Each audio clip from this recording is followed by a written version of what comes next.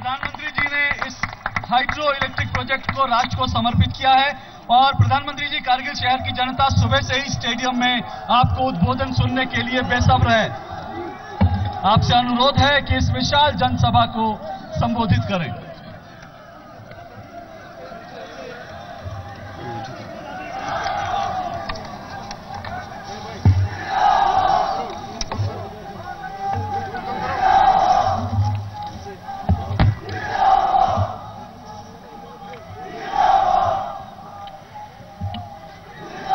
मंच पर विराजमान यहां के राज्यपाल आदरणीय श्री एन वोरा जी, यहां के मुख्यमंत्री श्रीमान उमर अब्दुल्ला जी, केंद्र सरकार में मेरे साथी मंत्री, ऊर्जा मंत्री श्रीमान पीयूष गोयल जी, राज्यसभा के सांसद श्री मुख्तार अब्बास नकवी जी, अभी अभी जिनको आपने लोकसभा में भेजा है विजयी बना करके, और आपके आशीर्वाद से लोकसभा में बैठ करके आपके विकास के कामों की दिन रात चिंता चर्चा करते हैं, ऐसे मेरे साथी श्री सुप्तान छेवांग जी, एडिशनल सेक्रेटरी ऊर्जा विभाग श्रीमान देवेंद्र चौधरी जी, और विशाल संख्या में पधारे हुए मेरे प्यारे भाइयों और बहनों,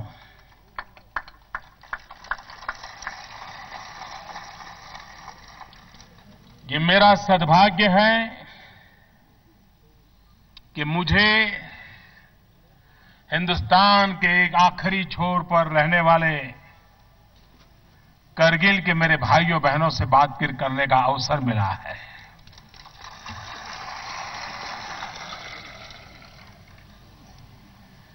मैं करगिल पहले भी आया हूं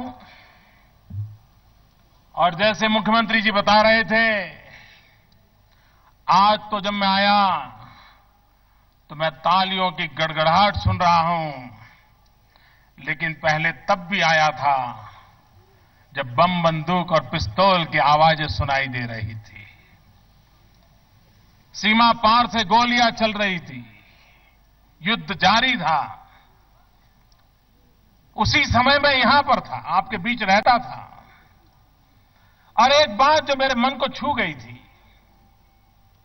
मैं पत्रकार नहीं था, सबको मालूम था कि मैं भाजपा का कार्यकर्ता हूं, लेकिन जितना समय मैं रुका, मुझे किसी चीज की जरूरत पड़ी, यहां के लोगों ने मेरे से एक नया पैसा लिया नहीं था। ये बहुत बड़ी बात है जी। पानी पियो, चाय पियो, पकोड़े खाओ, खाना खाओ, रात रुको, एक पैसा कोई लेने को तैयार नहीं था। वो कह रहे थे ये भी एक देश सेवा है और हम देश सेवा करते हैं।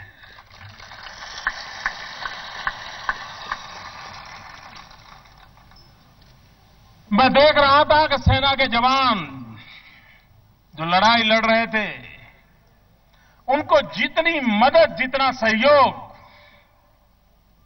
आप नागरिकों की तरफ से मिलता था, और जिसके कारण उनका हौसला इतना बुलंद रहता था, ये मैंने अपनी आंखों से देखा है।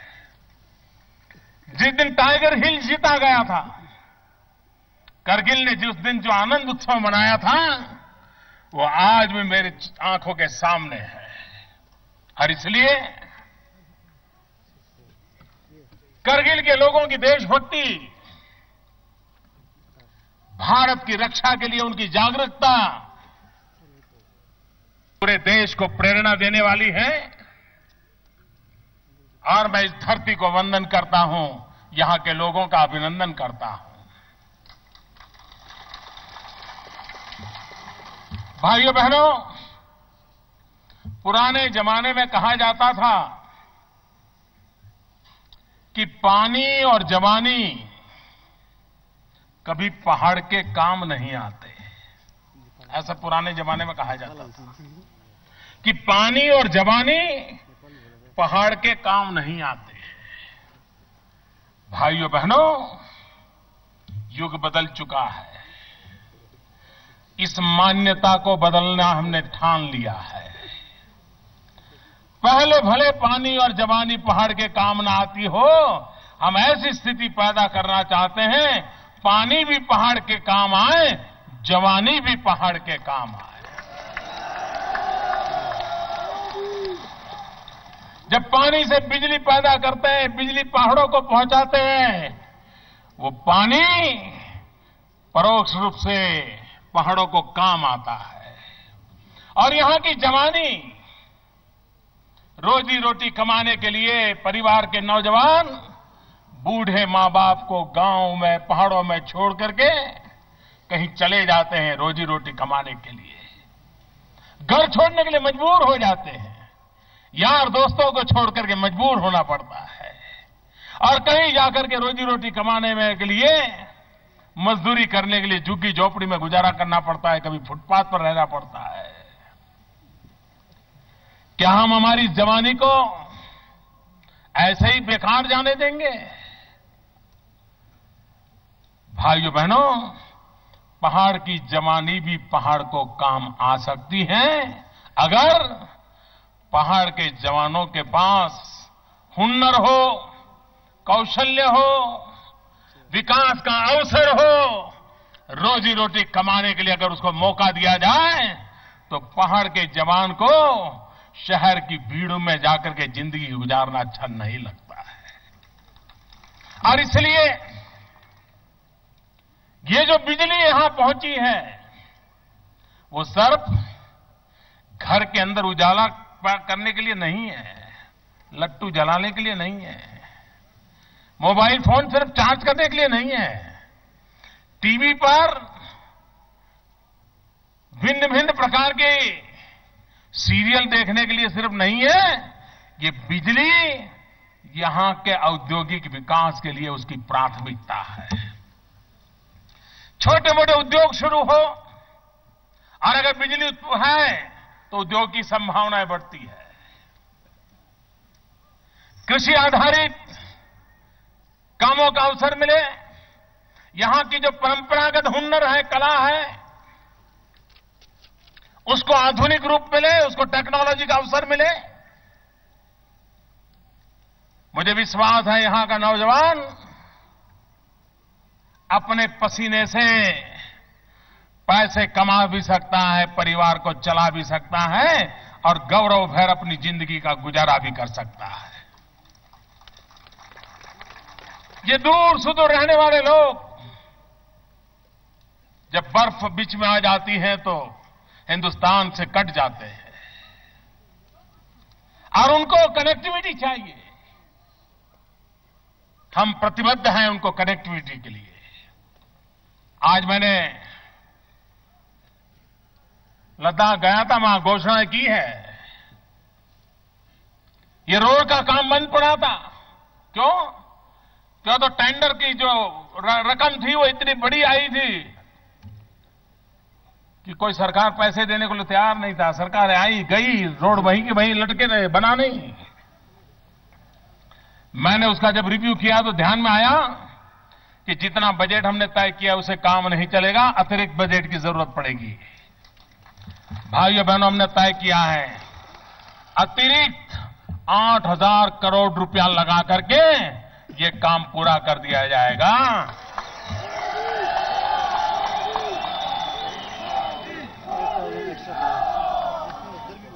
मैं जब लाहौल स्पीति जाता था, मैं उस सीजन में भी काम करता था, मैं यहां भी काम करता था। मैं रोहतांग पास से जब रास्ता देखता था मुझे लगता था लाहौल स्पीति से मेरा कारगिल भी जितना जल्द जुड़ जाए देश को कितनी बड़ी ताकत मिलेगी और वो ताकत देने के लिए हम प्रतिबद्ध हैं। यहां पर शिक्षा के नए क्षेत्र खुले। यहां के नौजवानों को हिंदुस्तान के किसी भी नौजवान के साथ आंख में आंख मिलाकर के खड़ा हो सके, ऐसी शिक्षा उपलब्ध हो, ऐसे शिक्षा के विकास के लिए भी दिल्ली में बैठी हुई भारत सरकार प्रतिबद्ध है और आने वाले दिनों में आप उसको देखेंगे। आज एक ट्रांसमिशन लाइन का शिलान्यास किया है। यह सपना अटल बिहारी वाजपेयी जी ने देखा था, लेकिन बीच में बात यूं ही रह गई। वाजपेयी जी का वो सपना पूरा करने के लिए हमने कदम उठाया है। करीब करीब 1800 करोड़ रुपया लगा करके ये ट्रांसमिशन लाइन से बिजली की कनेक्टिविटी आपकी श्रीनगर के साथ जुड़ जाएगी, आप हिंदुस्तान के साथ जुड़ जाओगे, ताकि बिजली की कभी कटौती का मुकाबला आपको न करना पड़े, उस प्रकार की व्यवस्था होगी। भाइयों बहनों, जम्मू कश्मीर आर्थिक विकास की धरोहर बन सकता है, विकास की नई ऊंचाइयों को पार कर सकता है। उसकी समस्याओं को गिनती कर करके जन भावनाओं को लुभावने का काम मेरा नहीं है। मैं एक एक समस्या को हाथ में लेकर के उसके समस्या के समाधान के लिए रास्ते खोजने वाला इंसान हूं। और मेरी पूरी कोशिश रही है कि आप लोगों ने मुझे जो आशीर्वाद दिए हैं, आपने जो प्रेम दिया है, देश की जनता की आशा आकांक्षाओं को पूर्ण करना, करगिल की जनता की आशा आकांक्षाओं को पूर्ण करना, इसमें पूरी कोशिश करूंगा, पूरी ताकत लगाऊंगा और जी जान से जुटा रहूंगा, ये मैं आपको विश्वास दिलाता हूं। आप देखिए जम्मू कश्मीर का हाल, यहां की पूरी जनसंख्या में करीब 20% लोग विस्थापित हैं। अगर इन विस्थापितों को भी अगर हम स्थापित नहीं करेंगे, उनको रोजी रोटी कमाने का अवसर नहीं देंगे, ये 20% जनता जम्मू कश्मीर के भाग्य को बदलने के लिए हिस्सा बने, इसके लिए जो भी आवश्यक योजना हो उस पर करने के लिए हम प्रतिबद्ध हैं। 2 लाख से ज्यादा तो विस्थापित वेस्ट पाकिस्तान के रिफ्यूजीज हैं, 1 लाख से ज्यादा भी विस्थापित छम सेक्टर के हैं, 4 लाख से ज्यादा विस्थापित कश्मीरी पंडित है, 8-10 लाख आतंकवादियों के कारण जिन्होंने अपने परिवार को के स्वजनों को खोना पड़ा है, बेहाल हो गए हैं। ये भी तो हमारे अपने भाई हैं, उनके जीवन की भी तो चिंता होनी चाहिए। और इसलिए भाइयों बहनों, ये 20% के करीब जनसंख्या, उनको गौरव के साथ जीने के लिए,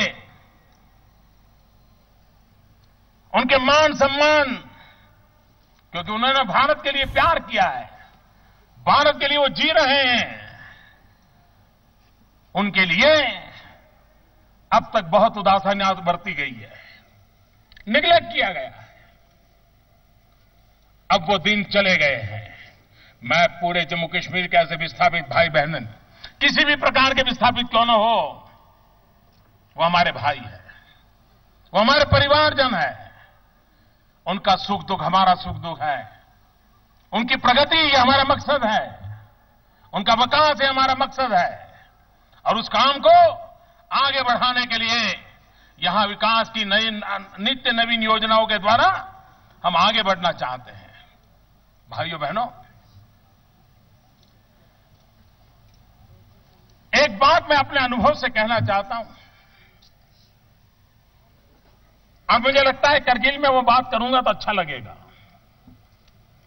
मैं जब गुजरात में काम करता था और कभी भी हम कच्छ जाते थे, तो हमेशा कच्छ हम सीमा की समस्या, पाकिस्तान, वहां से आने वाली तकलीफें, उसी की चर्चा करते थे।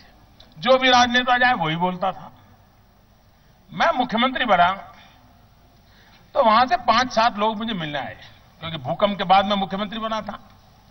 भूकंप के कारण भयानक बर्बादी हुई थी वहां। वो मुझे मिलने आए। उन्होंने कहा था, हमने सुना है आप शपथ के बाद तुरंत कच्छ पहुंच रहे हो। मैंने कहा हां, शपथ के बाद मैं पहला काम करने वाला हूं, कच्छ के भूकंप पीड़ितों को मिलने के लिए आ रहा हूं। उन्होंने कहा हमारा एक सुझाव है। मैंने कहा क्या? बोले मेहरबानी करके जब आप कच्छ आए तो सिर्फ सीमा की समस्याएं, पाकिस्तान, इसमें अपना टाइम बर्बाद मत कीजिए। उसी चर्चा के अंदर सब नेताओं ने हर साल यही काम किया है। आप भविष्य की बात करके जाइए। मैं भी पहले कच्छ जाता था तो यही बातें करता था, लेकिन उस दिन जब उन्होंने कहा तो मेरे मन में स्पार्क हुआ। मुझे लगा हां, इस बात को अलग ढंग से सोचना चाहिए। और मैं जब भी कच्छ गया, मैं 4 टर्म मुख्यमंत्री रहा, मैं जब भी कच्छ के लोगों के पास गया, मैंने सिवाय विकास की कोई बात नहीं की और विकास को एक महत्वपूर्ण पहलू बना दिया। और कच्छ ऐसा जिला है हमारे यहां जहां पूरे गुजरात में सबसे ज्यादा मुस्लिम पॉपुलेशन कच्छ जिले में है। और कच्छ की और भी एक विशेषता है, हमारे जम्मू कश्मीर के गुजर लोग जो हैं, वो जिस प्रकार के रंग रंगीन कपड़े पहनते हैं, जिस प्रकार का शर्ट पे बांधते हैं, मेरे कच्छ के अंदर भी वैसा ही बांधते हैं। बिल्कुल हमारा कच्छी मुसलमान और यहां का गुजर को खड़ा कर दो तो लगता है ये एक ही बिरादरी के लोग हैं। इतनी साम्यता है, इतनी निकटता है। मैं 4 बार मुख्यमंत्री रहा, इतने सालों तक वहां एक ही काम किया, मुझे डेवलपमेंट करना है। सारे विषयों की चर्चा करना मैंने मेरे लेवल पर बंद कर दिया था। और भाइयों बहनों, आज मैं गर्व से कहता हूं, वो कच्छ जिला हिंदुस्तान का तेज गति से विकास करने वाला जिला बन गया, जबकि वो कच्छ किसी समय माइनस ग्रोथ वाला था। हर बार जनसंख्या लोग खाली करके चले जाते थे। उस अनुभव से मैं कहता हूं, चाहे लेह हो, लद्दाख हो, करगिल हो, सीमावर्ती इलाका हो, चाहे नॉर्थ ईस्ट हो, मेरे लिए यहां की जीवन बदलने का सबसे उचित रास्ता जो मैं अनुभव से सीख के आया हूं, वो है विकास। मुझे विकास के रास्ते पर चलना है। मुझे समस्याओं के समाधान में रस है और मुझे जन जन को अपने साथ लेकर के आगे चलने में रस है। आपने हमारा साथ दिया है, आगे भी साथ देंगे, मेरा पूरा विश्वास है। और हम सब मिलकर के जो भारत का भाग्य बदलने की कोशिश कर रहे हैं, लेकिन आज जो उस भाग्य तक पहुंचने में दूर खड़े हैं, उनको सबसे पहले आगे ले जाना है। ये मकसद लेकर के मैं काम कर रहा हूं। भाइयों बहनों, चाहे हवाई कनेक्टिविटी हो, रेल कनेक्टिविटी हो, रोड कनेक्टिविटी हो, टेलीकॉम कनेक्टिविटी हो, सब प्रकार से हिंदुस्तान का कोई कोना अछूत नहीं रहना चाहिए। उसके विकास के लिए पूरा प्रयास होना चाहिए। लेकिन सबसे पहली प्राथमिकता है रोजगार। मेरे नौजवान को रोजगार मिले, उसके लिए यहां जो उपलब्ध संसाधन है उसी को केंद्र में रख करके आगे बढ़ना है। पश्मीना हमारी पहचान थी, धीरे धीरे धीरे हम खो रहे हैं। इसी बजट में हमने कहा है पश्मीना प्रमोशन के लिए P3 प्रोजेक्ट शुरू करने वाले हैं, ताकि यहां से दूर दूर पहाड़ों में रहने वाले लोगों को एक नया अवसर मिले। यहां का केसर, दुनिया की अच्छी क्वालिटी के केसर में जम्मू कश्मीर का केसर है। ये दुनिया के बाजार में अपना डंका क्यों न जमाए। और अगर एक बार विश्व के बाजार में जम्मू कश्मीर के केसर की पहचान बन गई तो मार्केट अपने आप मिलेगा। यहां का मेरा किसान आर्थिक रूप से संपन्न होगा, पैकेजिंग की भी इंडस्ट्री आएगी, ब्रांडिंग की इंडस्ट्री आएगी, मार्केटिंग की इंडस्ट्री आएगी, एक्सपोर्ट करने वाली यूनिट आ जाएंगे, यहां का किसान कमाना शुरू कर देगा।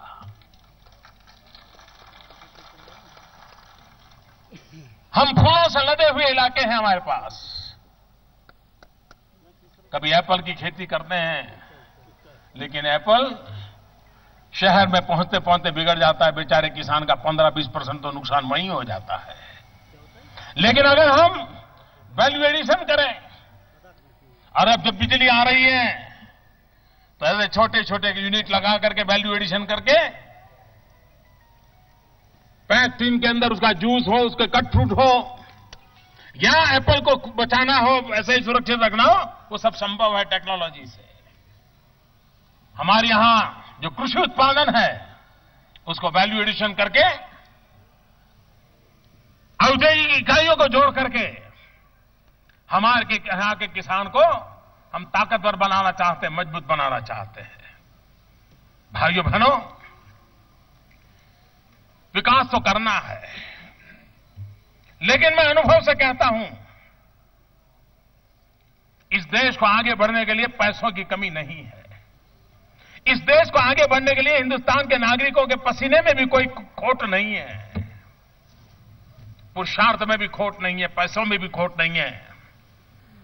उसके बाद भी हमारा देश वहीं का वहीं कहां ठप हो गया है। सामान्य मानवी की जिंदगी में बदलाव क्यों नहीं आता है? और उसका एक महत्वपूर्ण कारण है, भ्रष्टाचार ने हमें तबाह करके रखा हुआ है। आप मुझे बताइए भाइयों बहनों, भ्रष्टाचार से मुक्ति चाहिए कि नहीं चाहिए? भ्रष्टाचार जाना चाहिए कि नहीं जाना चाहिए? हिंदुस्तान के हर कोने से भ्रष्टाचार जाना चाहिए कि नहीं जाना चाहिए? भाइयों बहनों, मैंने बिड़ा उठाया है और मेरा तो मंत्र रहा है, न खाऊंगा न खाने दूंगा।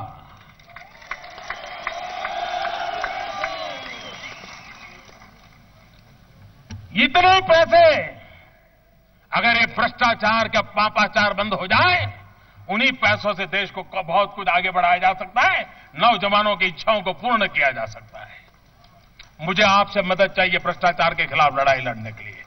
मुझे आपके आशीर्वाद चाहिए भ्रष्टाचार के खिलाफ लड़ाई लड़ने के लिए। मुझे आपकी तरफ से ताकत चाहिए ताकि हम भ्रष्टाचार मुक्त शासन व्यवस्थाओं को विकसित करें, ताकि गरीब से गरीब आदमी की भलाई के लिए हमें अवसर मिले। वरना पैसे आएंगे जाएंगे, कोई भला नहीं होगा। बात बिगड़ती चली जाती है, मुझे बात को बनाना है।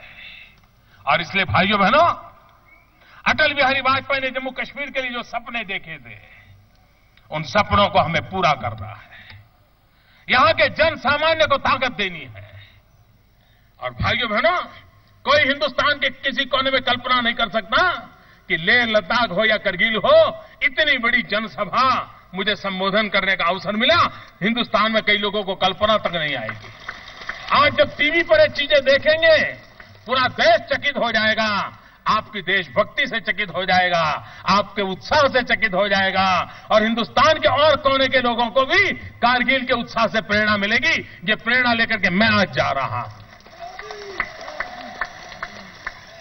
मैं फिर एक बार आप सबका हृदय से धन्यवाद करता हूं। और विकास के लिए दिल्ली में बैठी हुई सरकार कभी पीछे मुड़ करके देखने वाली नहीं है। आपकी आशा आकांक्षाओं की पूर्ति के लिए दिल्ली में बैठी हुई सरकार जितना भी कर सकती है करने के लिए प्रतिबद्ध है, क्योंकि दिल से हम आपसे जुड़े हुए हैं और इसी के कारण हम इसे आगे बढ़ाना चाहते हैं। बहुत बहुत धन्यवाद। बहुत बहुत शुक्रिया प्रधानमंत्री जी, आप यहां आए हमारे बीच और इस दुर्गम और सीमावर्ती इलाके में लोगों की हौसला अफजाई की। अब मैं यानी प्रधानमंत्री मोदी ने सीधे तौर पर करगिल में जाकर यह कह दिया कि शायद किसी ने कल्पना भी नहीं की होगी कि इतनी जनसभा होगी यहां पर, इतने सारे लोग यहां पर आएंगे। बताया कि उनके क्या प्लान है। और इतना ही नहीं, युद्ध के दौरान आया था करगिल, बोला आज अच्छा अनुभव है, करगिल के लोगों ने देश की सेवा का जज्बा है और आज का अनुभव बहुत अच्छा है। तब यहां पर बंदूकों की आवाज आती थी, अब यहां पे तालियों की गड़गड़ाहट है। सीधे तौर पर उनका ये कहा। और बहुत बड़ा बयान, करगिल की जमीन से उन्होंने कहा कि मैंने ये फैसला किया है भ्रष्टाचार के ऊपर, न खाऊंगा न खाने दूंगा।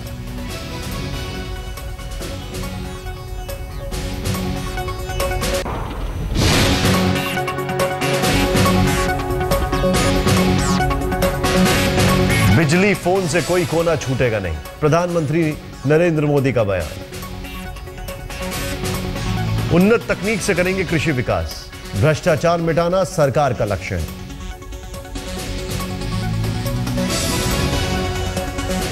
बड़ा बयान यह था कि न खाऊंगा न खाने दूंगा।